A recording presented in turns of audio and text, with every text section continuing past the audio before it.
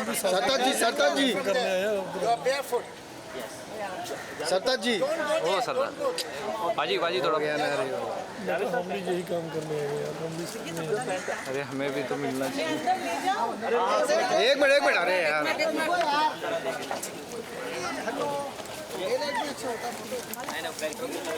अरे यार चलो बैक ड्रॉप। हाँ चलो, अरे उधर देख हाँ चलो बिखर गए हैं।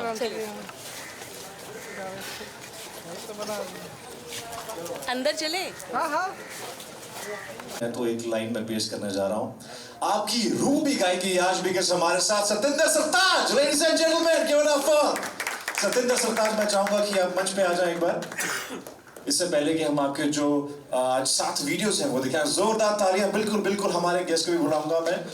सरताज जी, जोरदार तालियों के साथ मैं चाहता हूँ तालियां जो हैं वो गूंजनी चाहिए पूरे मुंबई शहर में आज।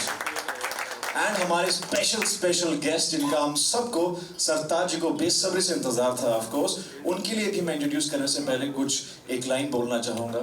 ऐसे दिग्गज के सामने हम लोग नर्वस हो जाते हैं ऐसी शायरी पढ़ने के लिए। सो वेल, कैफी आदमी साहब ने कहा था, दिल भी तू जान भी तू, तुझ पर फिदा क्या करूं। जोरदार तालियां फॉर शबाना आजमी जी। उल्टा लाइट मार के खड़ा है। Thank you. एंड जिनकी कलम का, जिनकी आवाज का, जिनके स्टाइल का कोई नहीं दूसरा जवाब, प्लीज वेलकम जावेद अख्तर साहब। मैं चाहता हूं तालियां जो हैं वो जोरदार होनी चाहिए जब इतने बड़े दिग्गज हमारे साथ मौजूद हैं। तालियां जो हैं वो रुकनी नहीं चाहिए। ये हमारा सौभाग्य है कि हमारे साथ मौजूद हैं। Thank you so much Sartaj ji, Shabana ma'am, Javed sir. और आज हम आगाज करने जा रहे हैं। आपसे बहुत सारी बातचीत करेंगे, बहुत सारे सवाल मेरे ख्याल से मीडिया वालों के माइंड में है। सो वेल, इसके साथ मैं चाहूंगा एक बार फिर से हम विराजमान हो जाएं और हम जी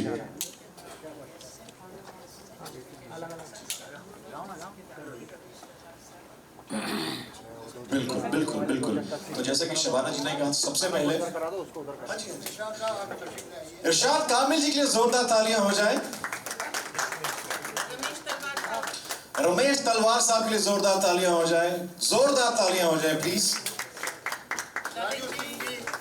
ललित जी के लिए जोरदार तालियां। लेडीज एंड जेंटलमैन, मैं चाहूंगा सर प्लीज मंच पे आ जाए।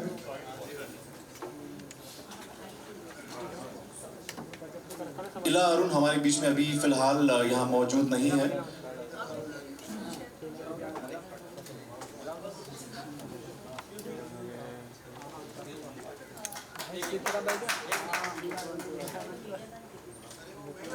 जी बिल्कुल, पाजी का हम साथ दे सकते हैं। पाजी अकेले तालियां बजा रहे हैं। पहले तो पाजी के लिए तालियां।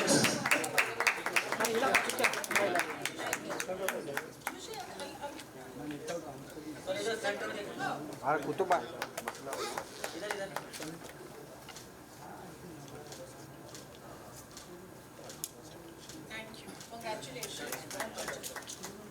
कांग्रेचुलेशन, जोरदार तालियां हो जाए। अब हम आपके लिए प्ले करना जा रहे हैं वो सॉन्ग्स, वो 7 वीडियोस जो आप देखेंगे। एंड देन उसके बाद हम आप लोगों के साथ बातचीत करने वाले हैं। जो आपके सवाल है जहन में, उन सबके जवाब आपको मिलेंगे। So lights off please before we play the videos. अपने पहलू है, सबके अपने तजुर्बे। गर अदाकारी का हुनर सीखना है लाजमी, कला का भंडार है हमारे साथ मैम शबाना आजमी। जोरदार तालियां हो जाए मैम के लिए। इरशाद कामिल सर के लिए जोरदार तालियां। Sir please please please be on stage. मैं चाहूंगा आप भी मंच पे आए। And of course the man of the evening, शायराना सरताज। जोरदार तालियां फॉर सतिंदर सरताज।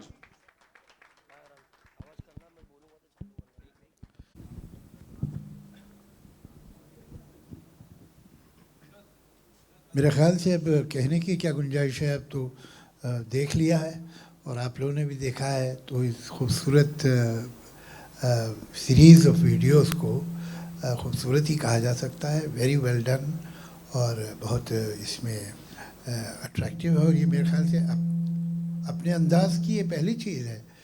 गीत तो मैंने ऐसे सुने हैं वीडियोस पे, लेकिन इस तरह से शायरी को प्रेजेंट करना ये एक अच्छा कदम है और मैं उम्मीद करता हूँ कि बहुत से लोग इनकी नकल करेंगे। बहुत खूब, बहुत खूब। शबाना मैम, मैं चाहूँगा कि आप कुछ कहें। देखिए, मैं तो माजरत चाहती हूँ क्योंकि जहाँ इतने दिग्गज शायर हैं वहाँ मेरी क्या हैसियत। नहीं, मुझे हमेशा ये बोला जाता है कि देखिए, आपके वालिद शायर, आपके शौहर शायर, आपके ससुर शायर, तो क्या आप भी शायरी करती हैं? तो मैं कहती हूँ नहीं, मैं इंस्पिरेशन देती हूँ। तो मैं सामने बैठ जाऊँ और आप लोगों को इंस्पायर करूँ। लेकिन अपनी तरफ से ये ज़रूर कहना चाहूँगी कि आपने कहा था शायद कि उर्दू एक्सटिंक्ट हो रही है। मैं 1 मिनट को भी नहीं मानती हूँ कि हाँ, कुछ स्पीकर है यहाँ का या कुछ उसमें हो रहा problem. I request sound check please. थोड़ा सा वॉइस एको हो रहा है, इसको आप प्लीज कूल आउट कीजिए थोड़ा सा। या जी, and please maintain the silence. I request everybody. या लेकिन मैं दाद देती हूँ सरताज को, क्योंकि जो इतने अच्छे मशहूर सिंगर हैं उन्होंने इस टेम्पटेशन को कर्ब किया है कि नहीं, शायरी को शायरी की तरह पेश करें और उसमें कहीं भी गायकी नहीं डालें। तो जाहिर के it lends a kind of purity to it which is very nice. और जो मुझे बहुत अच्छा लगा वो आपका अंदाज़ है। वो एक जो आप मुझे याद नहीं है, but where he says you know where the dough can, क्या है वो? No dough. अच्छा, अगर गजाला को ये तेरा नाज मिले तो उसका जो अंदाज है वो मुझे बहुत अच्छा लगा। तो आप चाहे कितने भी हम्बल बने, अंदर से आप ओवर कॉन्फिडेंट इंसान है। तो पोल खोल दी मैंने इनकी। मैं इनको बहुत अच्छी तरह से जानती हूँ। इन्होंने मेरे बेटे का रोल किया था ब्लैक प्रिंस में और हमने बहुत सारा वक्त एक साथ गुजारा था। तो आप इनकी ह्यूमिलिटी पे बिल्कुल मत जाइए, इनके जो अंदर का कॉन्फिडेंस है उसको दाद दीजिए। ये बहुत वायरल होने वाला है वीडियो। एंड सरताज साहब ने तो मुझे भी इंस्पायर कर दिया। कुछ शायरी मैंने आपके लिए भी लिखी थी बीच में, आई होप आपको अच्छी लगी हो जी। And of course Irshad Kamil sir हमारे साथ मौजूद है। सर या can we have a sound check please? थोड़ा वॉइस एको हो रहा है, इट्स अ रिक्वेस्ट। जी, सरताज साहब हमारे पंजाब के तो सरताज हैं ही, और वहाँ पंजाब में इनको मोहब्बत का मुर्शिद भी कहते हैं। मोहब्बतें सिखा रहे हैं जवान दिलों को वहाँ पे। तो ये शायरी का अंदाज़ बहुत ही मुझे पसंद भी आया और अच्छा भी लगा, जिस तरह से वीडियोस इन्होंने बनाए। और मैं जानता हूँ, जैसे मैम ने कहा कि इनके कॉन्फिडेंस की बात, क्योंकि ये भी उसी यूनिवर्सिटी के प्रोडक्ट हैं जिस यूनिवर्सिटी की प्रोडक्ट मैं हूँ, तो ये बात उनके साथ भी जाती है और ये बात मेरे साथ भी जाती है कि ऊपर की जो ह्यूमिलिटी है उस पे मत जाइएगा, अंदर के कॉन्फिडेंस पे जाइएगा। आई बैक दैट। मैं अभी इनसे कह रहा था कि ये ठीक है, ह्यूमिलिटी अच्छी सी है, इतनी ज़्यादा मत रखा कीजिए, लोग मान जाएंगे। तो बहुत बहुत मुबारकबाद और बहुत ही अच्छा अंदाज, बहुत करीने से चीज़ों को, शायरी को शायरी की तरह पेश किया गया, जैसा कहा मैम ने भी। और एक सबसे बड़ी बात जो मुझे इसमें लगी कि जनरली क्या होता है, हम जो पंजाब से आते हैं उनके तलफ़्फ़ुज़ के बारे में बड़े थीसिस लिखे जाते हैं। तो वो एक बहुत ख़ास बात है जो रिसाइट किया है सरताज ने। बहुत बहुत मुबारकबाद के साथ आपको ये उर्दू शायरी, ये एल्बम मुबारक। क्या बात है, जोरदार तालियां हो जाए। एंड पंजाब यूनिवर्सिटी की बात को बिल्कुल बैक करता हूँ, बिकॉज मैं भी वहीं से। मगर मैं बहुत गौर से सुन रहा था, इन्होंने तलफ़्फ़ुज़ की कोई गलती नहीं की है, बल्कि जब लफ्ज़ फलक आया तो मैं सोच रहा था एक नॉर्मल पंजाबी होने के नाते इन्हें फल्क बोलना चाहिए, लेकिन उन्हें फलक ही कहा। ये रिकॉर्ड कर लिया जाए, ये ऑथेंटिसिटी हो जरूर। ताकि बाकी पंजाबी इनके खिलाफ हो जाए। नहीं, वो भी सीख लें हमारे कॉन्फिडेंस से। जिन्होंने रिकॉर्ड नहीं किया प्लीज हाथ खड़े करो, व्हाट्सएप करते हैं। मैं छोटी सी बात कहना चाहता हूँ। जब ये वीडियो जैसे मैडम ने कहा ना कि मेरे में कॉन्फिडेंस, इनर कॉन्फिडेंस है, जब बना रहे थे, जब एडिट हो रहा था, रिकॉर्ड हो रहा था, तो बस क्या बात है, सरताज हैं। आज पहली बार मुझे लगा कि इधर सर बैठे हैं, इधर मैं, और मैं ऐसे देखता रहता था कि बार बार, आपने पता नहीं नोटिस किया कि नहीं, मैं इनको पूछता था अच्छा लग रहा है ना आपको, फिर सर को, सर हो सकता है नीचे कुछ गलतियाँ हों जिसमें हमने टाइप किया है वो मैंने नहीं किया है। तो मैं अपने आप को सेव कर रहा था, लेकिन नहीं मतलब इन्हें ज़्यादा से ज़्यादा ये शक था कि शायद नीचे कोई गलती, ऊपर तो गलती का सवाल ही नहीं।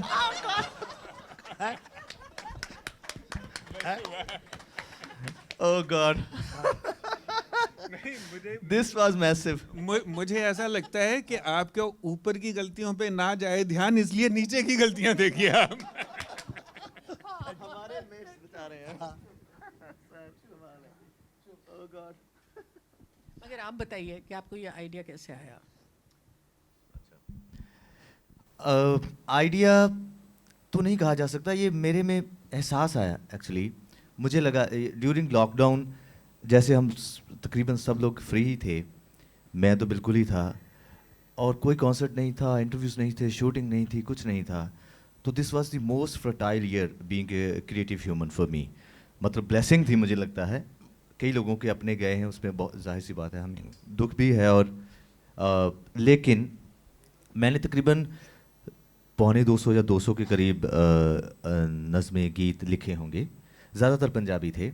लेकिन जब 150 के पार हुए तो अपने आप उर्दू लिखने लगा, ना मालूम क्यों। और मैं ये वैसे गलत बात है थोड़ी सी, पढ़ता कम हूँ, सुनता भी कम हूँ। वो मेरा वजह यह है कि मेरे पे असर बहुत जल्दी हो जाता है, तो अपने आप को थोड़ा सा वो वर्जन जैसा रखने के लिए। लेकिन ये कैसे शुरू हुआ, ये बहुत इत्तेफाक और ख़ूबसूरत इत्तेफाक था कि मैंने लगातार न मालूम कितनी उर्दू की वो अशार लिखे या नज़में लिखी। तो जब वो हो गई तो मैं, जाहिर सी बात है, मैं गवैया हूँ, कंपोज़र हूँ, मैंने वो कंपोज़ किए, मेरे पास रिकॉर्डेड भी हैं, गाए भी हैं कंपोजिशन में। लेकिन जब मेरा दिल किया कि यार कि अगर मैं इसको गाऊंगा तो हो सकता है सामीन में उसकी मौसीकी पे ज़्यादा ख्याल हो, उसमें उसकी तर्जदारी पे हो, उसके साज़ों पे हो, है ना, उसकी ब्यूटिफिकेशन जो म्यूज़िकली की है उस पे हो। तो मुझे लगा कि नहीं यार, ये ख़याल सबसे अहम होना चाहिए, अल्फाज सबसे अहम होने चाहिए, उसकी बहरबंदी, छंदबंदी, काफ़िया, रदीफ़, रवानी, जितनी भी वो चीज़ है, अहमियत उसको मिलनी चाहिए। क्योंकि ये पहली बार मेरे साथ होगा, अदरवाइज़ मुझसे यही तो तवक्को की जाती है कि चलिए आप ये हैं, गाएंगे। तो जब मैंने ये तय कर लिया कि मैं ऐसा करूँगा, तो सारी टीम को ये लगा कि ये कैसा सुसाइडल अटैम्प्ट है। एक तो पंजाबी सिंगर हो, उर्दू लिखा है और उसको भी गा नहीं रहे हो, और ऊपर से यह है कि अच्छा दुबई और कहाँ कहाँ जाके शूट कर रहे हो कि मुझे करना भी है। तो उनको ये ऑकवर्ड तो लगा ही था, जाहिर सी बात है। जब इस कट थ्रोट कम्पिटिटिव इंडस्ट्री में आप होते हैं तो ऐसी चीज़ें जाहिर सी बात है आपके लोग सोचते हैं। लेकिन मैं अपने आप को इस बात से बहुत खुशकिस्मत समझता हूँ, फॉर्चुनेट हूँ कि मुझे सक्सेस इस चीज़ में लगती है कि जो आप करना चाहो वो कर सको। इस बात में नहीं कि आपका काम सराहा जाए, वो हिट हो जाए, वो बहुत लोग सुने, वो जाहिर सी बात है ज़रूरी है, होना चाहिए। अगर हो जाए तो उससे बेहतर तो कुछ भी नहीं है। मगर आप अगर इस स्टेज पे हैं कि आप अपनी मर्ज़ी कर सकते हैं तो कर लेनी चाहिए। सो इसके लिए यही मेरा एक कदम था कि चलो ऐसा कुछ करके देखते हैं, अगर लोगों को अच्छा लगेगा बहुत अच्छी बात है, फिर करते रहेंगे, नहीं लगेगा तो फिर भी ठीक है, अपने लिए रख लेंगे। So this was the only and above all. जब हमने मैम से और सर से कांटेक्ट किया, जैसे जी हमारे वो यूएसए में हैं, मैम आज ही आए हैं यूरोप से, ये शूट पे थे बुडापेस्ट में, एक बहुत बड़ा मरहला तय करके आए हैं, ये खुद बताएंगे। तो उन्होंने कहा कि अच्छा मैं 11 बजे लैंड हो जाऊंगी, 4 बजे रख लेते हैं घर के पास ही रख लेते हैं। तो सर की ऑब्वियसली अवेलेबिलिटी बहुत ज़्यादा हार्ड होती है, उन्होंने इनसे पूछा और बात बन गई। और इरशाद सर, वो क्या कहते हैं, चेरी ऑन दी केक, वो भी। तो जितने भी लोग आए हैं, मैं इस मतलब कि कैसे इनका शुक्रिया अदा करूं, ये मेरे लिए बहुत बहुत बड़ा दिन है आज। Thank you sir, thank you so much.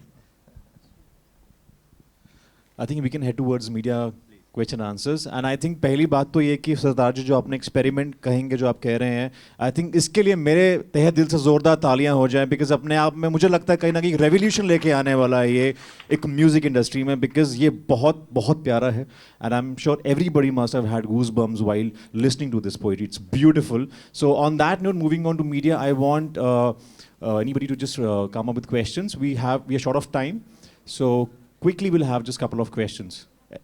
Yeah. Anybody? Introduce yourself. मैं सादत खान इनकलाब से हूँ, रोज़नामा इनकलाब से। जहाँ तक वो ऊपर और नीचों की गलतियों की बात थी, तो उसमें एक गलती मुझे दिखी जिसकी निशानदेही मैं करना चाहता हूँ। एक जगह सरताज की जगह सिराज लिखा हुआ है, सिराज लिखा हुआ है। वो सिराज भी है? नहीं, सिराज है ज़रूर एक जगह, वो भी सही है कि एक जगह सिराज है, लेकिन एक जगह आपने पढ़ा सरताज है और लिखा सिराज है, तो वो देख लें तो ज़रा बेहतर होगा। दूसरी बात यह कि आपने उर्दू में एल्बम लिखा है, तो मैं आपसे ये सवाल करना चाहता हूँ कि उर्दू से मुताल्लिक आपके जज्बात क्या हैं? मेरे पास मेरे फ़ोन में एक तस्वीर है। जावेद सर अभी अभी हमारे वहाँ चंडीगढ़ में एक यूनिवर्सिटी में जाके हैं, चितकारा में गए थे, तो वहाँ एक हिंदी का अखबार है, उसमें इनकी ख़बर लगी, तो मैं आपको, मेरे पास होगी, मैं निकाल के दिखा दूँगा। इनका स्टेटमेंट था कि उर्दू पंजाब की ज़ुबान थी, हमने बहुत गलती की है उसको भुलाकर, और यही ताल्लुक़ है मेरे ख्याल से, क्योंकि बंटवारे से पहले का जो पंजाब है वो उनकी सारी ज़मीनी कागजात आज हमारे यहाँ में भी इस तरफ भी सारे ज़्यादातर पर्शियन इम्प्रेशन की जो उर्दू है, ख़रीद फ़रोख्त है, फ़र्दें हैं, ऐसे कुछ बहुत सारी ऐसी चीज़ें हैं जो कुदरतन इत्तेफाकन हमारी ज़ुबान पंजाबी में हैं। बहुत से ऐसे लफ्ज़ हैं जो हमें कई बार बोलते हुए बाद में पता चलता है कि अच्छा ये उस एरिया से हमारी ज़ुबान में चीज़ आई है। तो ये बहुत ही गहरा मेरे ख्याल से ताल्लुक़ है दोनों ज़ुबानों का। पंजाब ख़ुद अपने आप में फ़ारसी ज़ुबान का लफ्ज़ है, तो मेरे ख्याल से इस बारे में मुझसे बेहतर, मतलब इन तो ये जाहिर सी बात है बताएंगे, और इनसे बेहतर दुनिया में शायद कोई भी नहीं बता पाएगा मेरे ख्याल से। आपने कहा कि उस एरिया से आई है ये लफ्ज़ हैं या ज़बान, किस एरिया से? जब महाराजा रणजीत सिंह जी का राज था तो उनकी दरबारी ज़ुबान फ़ारसी थी, तो धीरे धीरे वो ड्रिवन मेरे ख्याल से चीज़ें ऐसे होकर उर्दू में और पंजाब में। नहीं, देखिए फ़ारसी तो सारे जो उस ज़माने में राजे महाराजे बादशाह होते थे सबकी ज़बान वही होती थी, पर्शियन। जैसे कि आजकल अंग्रेज़ी है तो अंग्रेज़ी एलिट की लैंग्वेज मानी जाती है, वैसे उस ज़माने में पर्शियन की थी। बाकी ये ज़बान जो है ये कहीं से नहीं आई है, ये आप ही की ज़बान है। उधर से किधर से आई है? ये हिंदुस्तान से बाहर कहाँ बोली जाती है? ये पाकिस्तान तो कल बना है, तो बाकी तो हिंदुस्तानी था ना। हिंदुस्तान से बाहर ये कहीं नहीं बोली जाती। ये ईरान में थोड़ी बोली जाती है, ये उज़्बेकिस्तान में थोड़ी बोली जाती है, ये कज़ाकिस्तान में थोड़ी बोली जाती है, ये मिस्र में थोड़ी कहीं नहीं बोली जाती। ये सिर्फ हिंदुस्तानी बोलते हैं। अब उनमें से कुछ पाकिस्तानी हो गए, कोई बात नहीं, चलो ठीक है, लेकिन ये कि ये ज़बान हमारी है। और मैंने ये कहा था कि 20वीं सदी में, देखिए 19वीं सदी में इस ज़बान में जो कंट्रीब्यूट किया है वो दिल्ली और लखनऊ ने किया है, बहुत मेजर कंट्रीब्यूशन। ये सारे बड़े शायर जो 19वीं सदी में पैदा हुए थे, 19th सेंचुरी में, वो थे दिल्ली के और लखनऊ। लेकिन 20th सेंचुरी में मेजर कंट्रीब्यूशन प्रोज़ में भी और पोइट्री में लखनऊ दिल्ली से नहीं आया है, बल्कि पंजाब से आया। जितने बड़े पोइट्स हैं, बड़े राइटर्स हैं, वो पंजाब के, ज़्यादातर पंजाब के थे। ऐसा नहीं कि इधर बिल्कुल थे ही नहीं, लेकिन ज़्यादातर पंजाब के थे। वो फैज़ हो, इकबाल हो, अहमद नदीम कासमी हो, वो साहिर हो, ये सारे के सारे पंजाब के लोग हैं। कृष्ण चंद्र, राजन सिंह बेदी, ये जाइंट्स हैं प्रोज़ के, तो ये सब पंजाब से आए थे। और पंजाब में मैं जाता था दिल्ली 70s में, तो हर मुझे पंजाबी बताता था कि सर मेरे फादर तो उर्दू ही में लिखते पढ़ते हैं। अब इतना फ़र्क हुआ है 40-50 साल में कि अब लोग मुझे बताते सर मेरे ग्रैंडफादर तो सिर्फ पंजाबी उर्दू ही में लिखते पढ़ते थे। अरे मगर भाई, जब आपके फादर और ग्रैंडफादर पढ़ते थे तो आपने पार्टीशन की वजह से क्यों छोड़ दिया? पार्टीशन इसलिए कि पाकिस्तानियों ने कहा कि उनकी ज़बान है, तो वो तो कश्मीर के बारे में भी यही कहते, तो आप मान जाइए क्या? ये कैसे मान गए आप? ये आपकी ज़बान है। और पंजाब का जो कंट्रीब्यूशन है, मॉडर्न उर्दू पोइट्री और प्रोज़ के बारे में सोचा ही नहीं जा सकता बिना पंजाब के। तो ये आप लोग का फ़र्ज़ बनता है, बिकॉज़ आपके पास एक स्टेट है, आपके पास एक सरकार है, आपके पास एक पूरा सिस्टम है, कि आप इसको नर्चर करें, पाले थोड़े। फिर भी यानी बुरे से बुरे वक्तों में भी हमें एक आध इरशाद कामिल मिल जाता है, ऐसी बात नहीं है, लेकिन ऐसे बहुत होने चाहिए भाई। तो देखिए हमारे यहाँ जो इवन सॉन्ग राइटर्स में पंजाबियों ने क्या काम किया है, वो साहिर हों, राजेंद्र कृष्ण हों और आनंद बख्शी हों, गुलजार साहब हों, ये सब पंजाब के ही तो लोग हैं। तो अभी तक देखिए उनकी धमक बाकी है। तो ये मैं समझता हूँ कि हिंदुस्तान में उर्दू का मुस्तकबिल बहुत हद तक पंजाब के हाथ में है, और ये आप लोग की जिम्मेदारी है कि इस ज़बान को संभाल के रखिए, संवारिए, और ऐसे सरताज साहब जैसे बहुत से ताज होने चाहिए। चलो इन्हें सरताज रहने दीजिए, मगर कम से कम ताज तो हो सकते हैं, तो वो कीजिए, बहुत ज़रूरी है। और ये पैगाम आप लोग जब वापस जाएं तो आप पंजाब में यूनिवर्सिटीज़ कॉलेजेस को भी दीजिए और पंजाब की सरकार को भी दीजिए। नेक्स्ट वन क्या?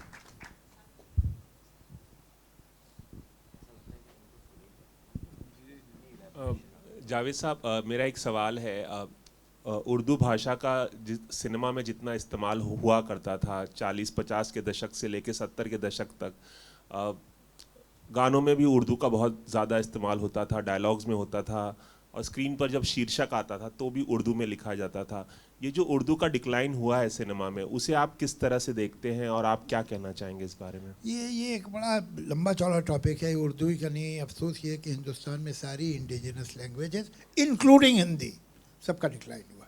हकीकत तो ये सही है कि उर्दू पढ़ने वाले दिन ब दिन कम हो गए हैं, लेकिन उर्दू बोलने वाले और समझने वाले और उर्दू से मोहब्बत करने वालों में कमी नहीं आई, वो बढ़े, वो बहुत ज़्यादा हुए हैं, इसमें कोई शक नहीं।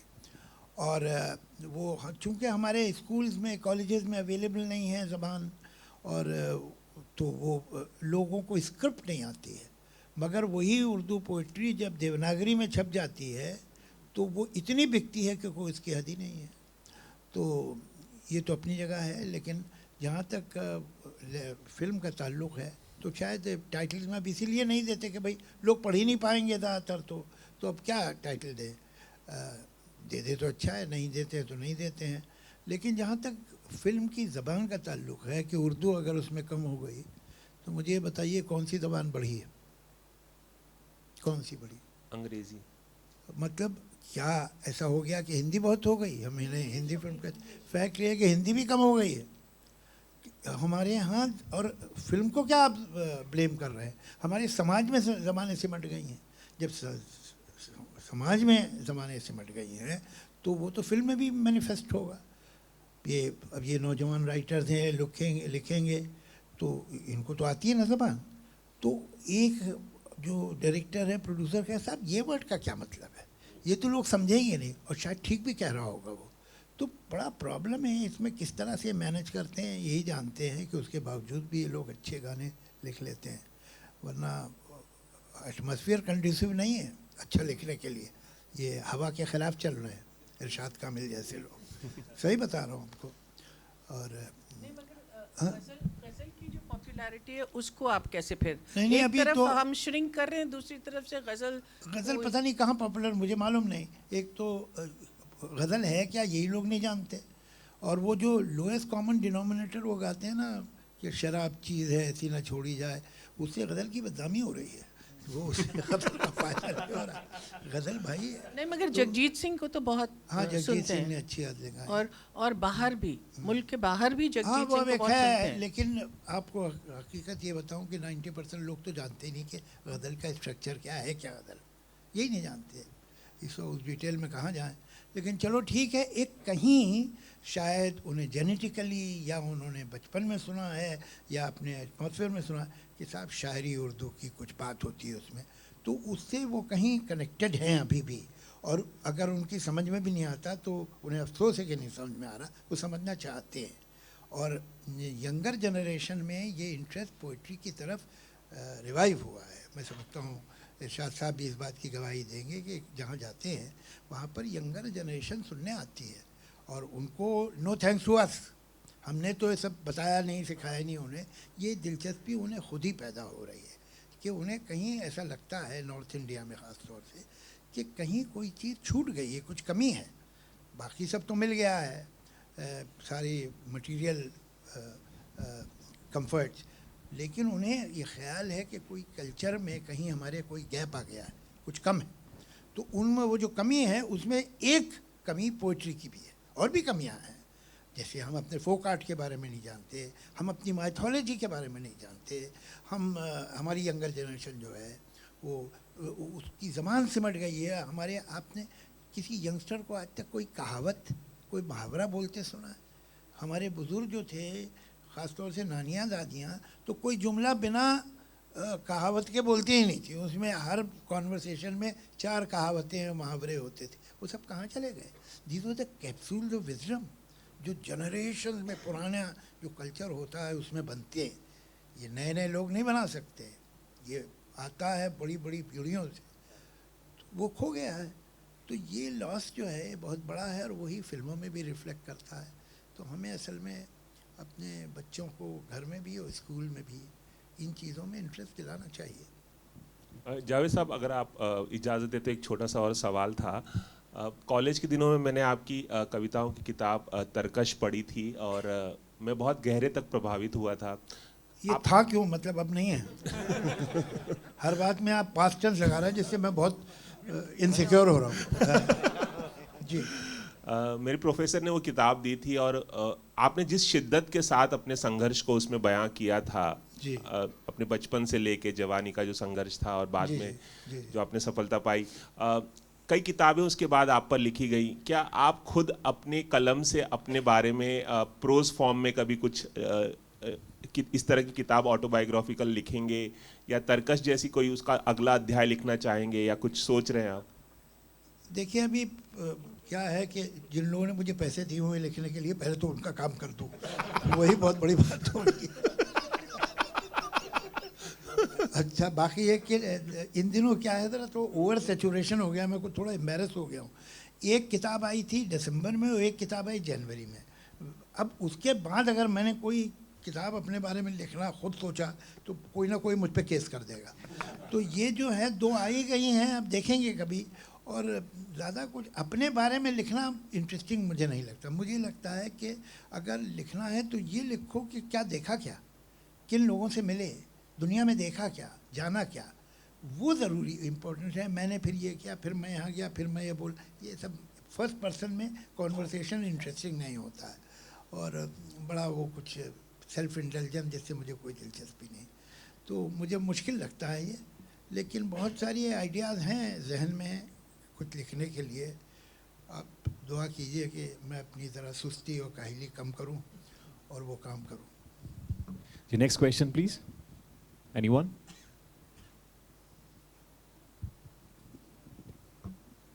Any question before we wrap? Okay, you have. Pass on the mic, please. Hello sir, Shariq from Indian express sir. Sir आपसे जावेद जी आपसे पूछना चाहेंगे कि मतलब आपको लगता है कहीं ना कहीं स्कूल कॉलेजेस में उर्दू का इन्फ्लुएंस कम हुआ? जैसे आप बता रहे थे अभी कि स्कूल कॉलेज में उर्दू इतनी पढ़ाई नहीं जा रही है या कम है इन्फ्लुएंस, इसीलिए जो है उर्दू का भी इन्फ्लुएंस कम हो रहा है सोसाइटी में। आपको लगता है कहीं ना कहीं बचपन में जो है आजकल के पेरेंट्स, स्पेशली आजकल के पेरेंट्स जो है इंग्लिश में बात करते हैं बच्चों से और मतलब कि नॉर्मल लैंग्वेज में बात नहीं करते हैं, सिर्फ इंग्लिश में बात करें, उसकी वजह से भी आप सही कह रहे हैं। अगर मतलब हम लोग कहाँ चले गए हैं, कभी सोचिए। कोई भी आदमी उर्दू तो छोड़िए, हिंदी जो हमारी नेशनल लैंग्वेज है, अगर कोई आदमी हिंदी बिल्कुल सही बोलता है और अच्छी बोलता है तो आम आदमी की दूसरे की राय ये होगी कि इसकी अपब्रिंगिंग बहुत ही गरीब घर में हुई है, कहीं ये खाते पीते घर का नहीं है। तो ये तो हमारा इन्फीरियरिटी कॉम्प्लेक्स हो गया है कि हमारे यहाँ अपनी ज़बान सही बोलना जो है इसके मतलब है कि कुछ कमी है आप में। क्या आप हिंदी सही बोलते हैं तो इसके मतलब है पता नहीं कहाँ से आए आप। ये वैल्यू सिस्टम हो गया हमारा और हमें इसके ख़िलाफ़ जो है बिल्कुल प्रोटेस्ट करना चाहिए। बात क्या है, अब हम उर्दू उर्दू उर्दू ही कर रहे हैं, ठीक है, वो उर्दू का जो बात थी वो मैंने कही, लेकिन हकीकत ये है कि एक गुजराती बच्चे को ठीक से गुजराती नहीं आती, एक पंजाबी बच्चे को ठीक से पंजाबी नहीं आती, सिंधी बच्चे को सिंधी नहीं आती। ये बहुत अफसोस की बात है। आप कैसे पंजाबी हो सकते हैं अगर आपको नहीं मालूम कि बुल्ले शाह कौन है और उसने क्या लिखा है? तो फिर पंजाबी अधूरे व नाम से ही रह गए फिर तो आपका जो कल्चर है, आपका जो लिटरेचर है, वो बुल्ले शाह ने लिखा हो, वो वारिस शाह ने लिखा हो, जब तक आप उसे नहीं जानते तो पूरी तरह से आप ज़मीन में आपकी जड़ें नहीं हैं। कितने सिंधी बच्चे आज होंगे, चलो फिर भी पंजाब है तो फिर भी कुछ पता चल जाता है। कितने सिंधी बच्चे पता होंगे कि जिनको मालूम है कि सिंधी में क्या लिटरेचर हुआ है, और कितने बड़े बड़े पोएट्स पैदा हुए हैं सिंधी में, नहीं जानते। मैं तो नौजवानों से, सिंधी लड़कों और लड़कियों से बात करता हूँ तो हैरत से पूछते हैं मुझे, क्या बोल हिंदी में, सिंधी में पोइट्री, सिंधी में जाइंट्स पैदा हुए हैं, इतनी रिच लैंग्वेज। संबंधी खत्म हो गया, ये बहुत ख़राब बात है। हिंदी नहीं जानते आप ठीक से, अगर आप नॉर्थ इंडिया में हैं, हिंदी नहीं पता आपको, वहाँ का फोक नहीं पता, तो आप क्या है, तो जड़ नहीं है, सिर्फ शाखें हैं, और जड़ नहीं होगी पेड़ की, कब तक खड़ा रहेगा। तो ये मुझे इस बात का, ये सिर्फ एक उर्दू का गम नहीं है। एक समय था कि हम उर्दू का गम करते थे, अब तो हर भाषा का गम कर रहे हैं। सिचुएशन ये हो गई। नहीं तो ऐसे में सरताज की जो कोशिश है उसको हम ज़्यादा सराहेंगे, और आपको फिर एक बात बहुत मुबारकबाद देंगे कि आपने बेटर सेंस प्रिवेल्स की बात नहीं सुन के आपने वो किया, और आपका ये बहुत बड़ा कंट्रीब्यूशन है। So thank you very much. और क्योंकि यहाँ दो बहुत दिग्गज म्यूज़िक डायरेक्टर्स हैं, तो मैं जतिन जी को और राजू सिंह जी को कहूँगी कि ये बहुत, सॉरी ललित, सॉरी मुझे बहुत सारी बार स्मिता बोला जाता है, तो डोंट फॉरगेट दिस थिंग। तो ललित और राजू सरताज बेहद अच्छा गाते हैं, ये आप लोगों को आप जानते हैं इस बात को, लेकिन इनको कोई ना कोई हिंदी फिल्म में गाना आप ज़रूर गवाएं। अच्छा, मुझे सरताज जी से एक सवाल ये करना है। अब आपने उर्दू में भी लिख के देख लिया, पंजाबी में तो आप लिखते ही थे, उर्दू में भी लिख के देख लिया, ज़्यादा मज़ा किस में आया, ज़्यादा दिल किस में लगा? बहुत गहरा सवाल, बहुत गहरा सवाल है। ये सर का है। ये इनकी उर्दू छुड़वा देंगे। देखिए, जो मादरी ज़ुबान है मेरी वो पंजाबी ही है, तो उसमें आसानी है, उसमें मतलब आप ऐसे बहते चले जाते हैं कि आपको शायद ख्याल भी नहीं रहता। ये उसकी रवानी, उसकी मादरी ज़ुबान होने का मेरा फ़ायदा है। तो लज़्ज़त की बात करें तो उर्दू ज़ाहिर सी बात है, जब आप नई कोई चीज़ चखते हैं तो वो ज़्यादा टेस्टी लगती है ना। जैसे मैंने आपको कहा कि आप जो रोज़ चीज़ खा रहे हैं उसके अलावा एक नई चीज़ खाएं, अच्छा यार ये बड़ी अच्छी है, नई मिली है, तो उस हिसाब से मुझे बड़ा मज़ा आया। और जब आपकी तारीफ़ हो जाए उस पर, और ऐसे शख्स कर दें कि अच्छा वाह तलफ़ुज़ की दुरुस्तगी है, इतना मेरे लिए मतलब ऐसा है कि जैसे ऑस्कर मिल गया। तो मुझे आज भी याद है, 4-5 साल पहले मैं घर गया था शबाना जी के, तो हम लोग जब शूट करते थे तो एक ही होटल में होते थे ब्रिटेन में, द ब्लैक प्रिंस। तो वहाँ ब्रेकफास्ट करते हुए मैंने आप इनको कभी सुनाना कि अच्छा ये देखिए मैं ऐसा भी लिखता हूँ, कि वो एक मेरा गाना ही था। तो मैंने कहा ये देखिए आपका नाम आता है इसमें, शबाना पल लड़खड़ाने लगे हैं। तो जब मैं घर गया तो सर भी वहीं थे इत्तेफाकन, तो ये कहते आप वो सुनाओ ना, वो जो आप मेरे लिए गाते हो। मैंने कहा नहीं सर बैठे अब नहीं, पर इन्होंने तो फिर इन्होंने नहीं आप सुनाओ, तो इन्होंने वो टेबल बजाया, मैंने कंपोजिशन गाई, और सर का मुझे आज याद है, आज भी इनका कम्प्लीमेंट था कि ये बहुत ताज़ा लग रहा है। तो मेरे लिए वो इतनी अहम चीज़ थी, मेरे ख्याल 5 या 6 साल से मेरे जहन में वो ऐसे टैटू की तरह छपा हुआ कि सर ने मुझे ये कॉम्प्लीमेंट दिया था। उस मेरे ख्याल से मेरे सबकॉन्शियस में वो बात होगी, इसलिए मैंने ये कदम उठाया है। सर एक छोटा सा करेक्शन करना था, वैसे बहुत इम्पोर्टेंट नहीं है, कि सर भी थे वहाँ इत्तेफाकन, मैं वहीं रहता हूँ।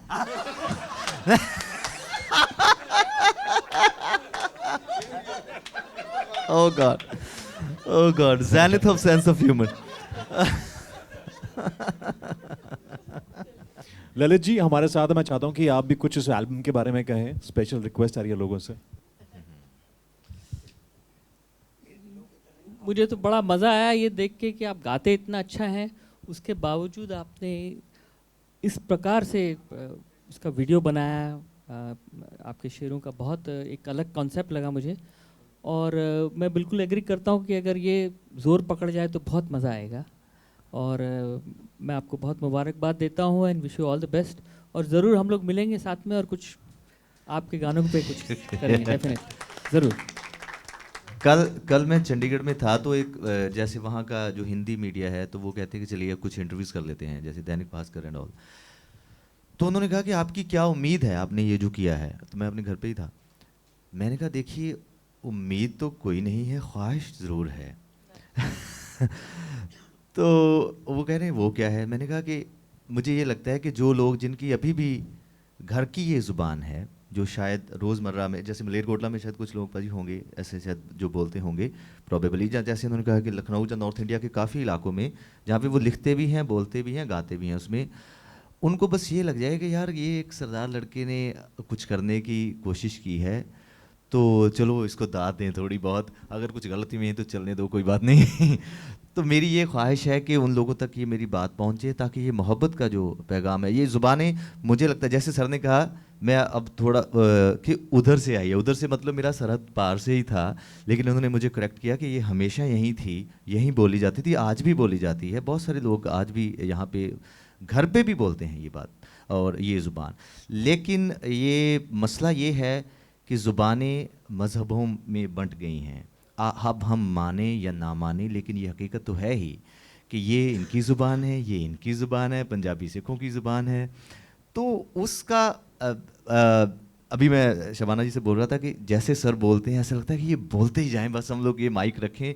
और जितनी ज़िंदगी की बारीकियाँ, मैं इनकी वीडियोस देखता रहता हूँ, जब गुलजार साहब आए थे, इनकी किताब रिलीज़ हुई थी, आज भी अगर मेरा यूट्यूब आप खोलोगे तो इनकी कन्वर्सेशन चल रही होती है। मुझे ये लगता है कि कई शख्स ऐसे होते हैं जो अपने फ़न से भी बड़े होते हैं, कई लोगों का फ़न उनसे बड़ा होता है, लेकिन जावेद सर ऐसे शख्स हैं जो अपने फ़न से बहुत बड़े हैं। मतलब ये वैसे ही बोलते हैं, चाहे शायरी ना भी करें तो वो मतलब इतनी बारीक ज़िंदगियाँ समझा जाते हैं। सर इस पे मुझे प्लीज़ एलैबोरेट थोड़ा सा करें कि ये जो ज़ुबानें मानी जाती हैं कि ये मज़हब की ये ज़ुबान है, इसको हम कैसे मतलब डिल्यूट कर सकते हैं किसी तरीके से।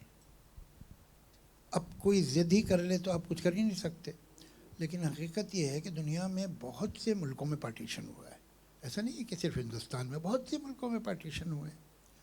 लेकिन पार्टीशन हमेशा माइनॉरिटी मांगती है, हर जगह, all over the world. Minority कहती है हम तो इनसिक्योर्ड हैं तो हम अलग मुल्क चाहते हैं। पाकिस्तान दुनिया का एक मुल्क है जिसमें मेजॉरिटी ने पार्टीशन मांगा। 10 करोड़ बंगालियों ने 7 करोड़ नॉन बंगाली से कहा हम अलग मुल्क चाहते हैं, बांग्लादेश जो बाद में बना। और उनका मेन इशू था बंगाली, हमको उर्दू नहीं पढ़नी है, हमें बंगाली पढ़नी है। वो सब मुसलमान थे। 10 करोड़ मुसलमानों ने कहा कि हमको बंगाली पढ़नी है, हम बंगाली हैं। इसके आगे भी अगर कोई मज़हब में दबाव डाल रहा है तो उसकी मर्जी। कहाँ है, क्या रियलिटी इसकी? पंजाबी क्या सिखों की ज़बान है? किसने कहा? तो पंजाब में जो हिंदू रहते हैं वो क्या जर्मन बोलते हैं? क्या बोलते हैं वो? पंजाबी बोलते हैं। पंजाबी पंजाब की ज़बान है, सिखों की ज़बान नहीं है। और जो सिख पैदा हुए हैं और पले बड़े हैं बिहार में, उन्हें एक वर्ड नहीं आता पंजाबी का, वो ठेठ बिहारी बोलते हैं। मैं मिला हूँ उन सिखों से जो ईरान में पैदा हुए हैं और सिख हैं और रिलीजियस सिख हैं, वो पर्शियन में बात करते हैं। मैं तो एक दिन गया एक जगह, एक होटल में लंदन में, 3 सिख थे वहाँ और वो खेल रहे थे बिलियर्ड, और तीनों आपस में पारसी में बात कर। मैं ये डब फिल्म देख रहा हूँ, मुझे तो ऐसा लगा कि जब फिल्में डब हो जाती है ना दूसरी लैंग्वेज में, 3 सिख खड़े हुए अपना बिलियर्ड खेल रहे और पर्शियन में बातें कर रहे हैं। तो इलाकों की होती है ज़बान, इलाकों की होती है, मज़हबों की नहीं हो सकती। अगर मज़हबों की ज़बान होती तो पूरी यूरोप की एक ज़बान होनी चाहिए थी, पूरे मिडिल ईस्ट की एक ज़बान होनी चाहिए, तो ऐसा तो नहीं है। पूरे लैटिन अमेरिका की सब कैथलिक हैं, एक ज़बान होनी चाहिए थी, तो नहीं। तो ये इलाकों की, बंगाल की, पंजाब की, केरला की, उड़ीसा की अलग अलग ज़बानें हैं। ज़बानें इलाकों की होती है, मज़हब की नहीं होती। और ये झूठ बोला गया, ये जो 2 नेशन थ्योरी थी वो थ्योरी गलत थी। उस झूठ को निभाने के लिए एक झूठ ये भी था कि ये उर्दू जो है ये मुसलमानों की ज़बान। किन मुसलमानों की? तमिलनाडु में जो आज मुसलमान रहते हैं उनकी ज़बान है? मलयाली जो हैं मुसलमान बहुत हैं, 1/3 ऑलमोस्ट 1/3 पॉपुलेशन केरला की मुस्लिम है। वो क्या बोलते हैं? उर्दू बोलते हैं। वहाँ का तो सबसे one of the biggest writers जो है वहाँ का लिटरेट, जो कि 100% लिटरेट एक ही स्टेट है इंडिया में, वो है केरला। वहाँ का एक जो मेजर राइटर प्रोज का, उसका नाम है बशीर, जो टैगोर के बाद जिस राइट पोएट को बांग्लादेश मानता है उसका नाम है नजरुल इस्लाम, काजी नजरुल। ये उर्दू बोलते थे, ये उर्दू लिखते थे। ये गलत ख्याल। तो क्या कृष्ण चंद्र की ज़बान उर्दू नहीं थी? कोई और ज़बान थी? ऐसा थोड़ी है। कृष्ण चंद्र की उर्दू की ज़बान थी। कृष्ण चंद्र जैसी उर्दू कौन लिखेगा? एक थे Pandit Ratan Nath Sarshar. He is the touchstone of Urdu.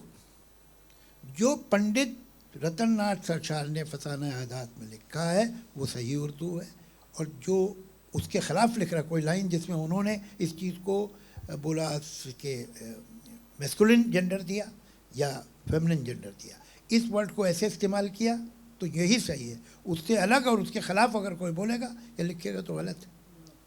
इतनी उनकी लैंग्वेज को करेक्ट माना जाता है। He is the touchstone, Pandit Ratan Nath Sarshar. तो ये सब तो कहने वाली बातें हैं। हकीकत ये है कि मज़हब तो लैंग्वेज हमसे मांगता है भाई। कोई ऊपर से खुदा ने तो कोई लैंग्वेज भेजी नहीं, सब इंसान। खुदा हमारी बनाई हुई लैंग्वेज में तो बात करता बेचारा, तो उसके पास अपनी कोई लैंग्वेज ही नहीं है। मज़हब में वो कहाँ से देगा लैंग्वेज? तो होगी तो देगा ना। जावेद साहब, बहुत खूब, thank you so much media. Thank you we already done too. I want Ramesh Talwar ji to please say a line on this album. भाई मैं बहुत ज़्यादा इम्प्रेस हुआ। मतलब मैं सच कह रहा हूँ कि एक तो जिस ढंग से टोटल पिक्चराइजेशन की, जिस ढंग से इन्होंने जो एक्सप्रेशन अपने दिए हैं, वो मैं मतलब खो गया था सारा उसमें। रियली बहुत बहुत मुबारक, बहुत अच्छा रहा।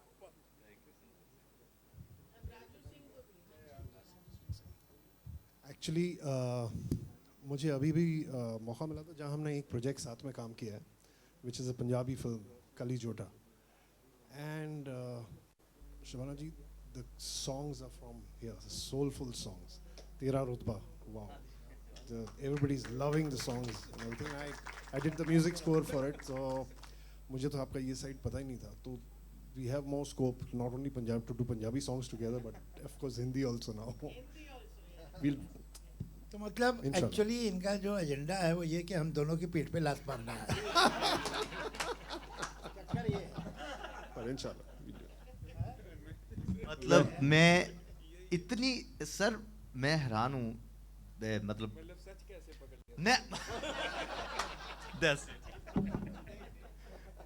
Mic drop. Okay, thank you so much everyone media. But before we wrap, thank you so much. We're done with the questions. We are short of time. Satinder, मैंने सुना है कि आपने जो शबाना रैप, आपने उसके बारे में बात भी की है. So request है सबकी कि एक लाइन हो जाए शबाना रैप की, because हम सब बहुत उत्सुक हैं उसको सुनने के लिए.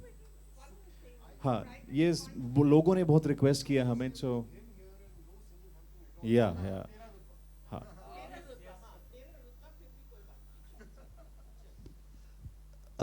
हमारी एक फिल्म सर अभी आई थी, वो पंजाबी में थी, उसका नाम है कली जोटा। वो अभी भी थिएटर्स में है, मतलब फॉर्चुनेटली 7th वीक चल रहा है। कोई रीजनल फिल्म इतने लंबे समय तक थिएटर्स में, ये हमारे लिए बड़ी खुशनसीबी की बात है। और मोस्ट सक्सेसफुल प्रॉबेबली उसको माना जाता है रीजनल सिनेमा में अब तक। तो उसका एक वो पंजाबी में गाना है किते नी तेरा रुतबा कटदा जे हस के बुलाल में किधरे, किते नी तेरा रुतबा कटदा जे हस के बुलाल में किधरे, किते नी शानो शौकता जादियां मोहब्बतां जताल में किधरे, किते नी तेरा रुतबा कटदा जे हस के बुलाल में किधरे। चिरां पिछों जदों एहसास होणगे उदों दिलदार नहीं पास होणगे, ਰੰਗਲੇ ਜਹਾਨ ਦੀਆਂ ਰੌਣਕਾਂ 'ਚ ਵੀ ਦਿਲ ਕਿਸੇ ਗੱਲ ਤੋਂ ਉਦਾਸ ਹੋਣਗੇ। ਹਾਲੇ ਵੀ ਕੁਝ ਸੋਚ ਲੈ ਵੇ ਮਹਿਰਮਾ, ਜੇ ਮਨ ਸਮਝਾ ਲਵੇਂ ਕਿਧਰੇ। ਹਾਲੇ ਵੀ ਕੁਝ ਸੋਚ ਲੈ ਵੇ ਮਹਿਰਮਾ, ਜੇ ਮਨ ਸਮਝਾ ਲਵੇਂ ਕਿਧਰੇ। ਕਿਤੇ ਨਿਸ਼ਾਨੋ ਸ਼ੌਕ ਤਾਂ ਜਾਂਦੀਆਂ, ਮੁਹੱਬਤਾਂ ਜਤਾ ਲਵੇਂ ਕਿਧਰੇ। ਕਾਸ਼ਣੀ ਖੁਮਾਰੀਆਂ ਦੀ ਲੋਰ ਵੇਖ ਲੈ, ਅਜ਼ਲਾਂ ਤੋਂ ਆਸ਼ਕੀ ਦੀ ਤੋਰ ਵੇਖ ਲੈ।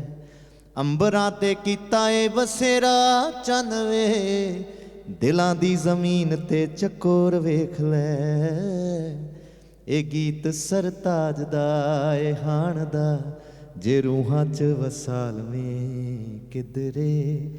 ਇਹ ਗੀਤ ਸਰਤਾਜ ਦਾ ਏ ਹਾਣ ਦਾ, ਜੇ ਰੂਹਾਂ 'ਚ ਵਸਾ ਲਵੇਂ ਕਿਧਰੇ। ਕਿਤੇ ਨਿਸ਼ਾਨੋ ਸ਼ੌਕ ਤਾਂ ਜਾਂਦੀਆਂ, ਮੁਹੱਬਤਾਂ ਜਤਾ ਲਵੇਂ ਕਿਧਰੇ।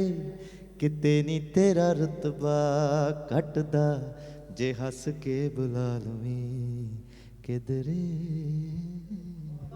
रोंगटे खड़े कर देने वाली आवाज के लिए जोरदार तालियां हो जाएं। शायराना सरताज जी आज की evening, thank you so much for being here. Media thank you so much, and thank you so much Shabana ji, Sartaj, Javed sir, Irshad Kamil ji, thank you.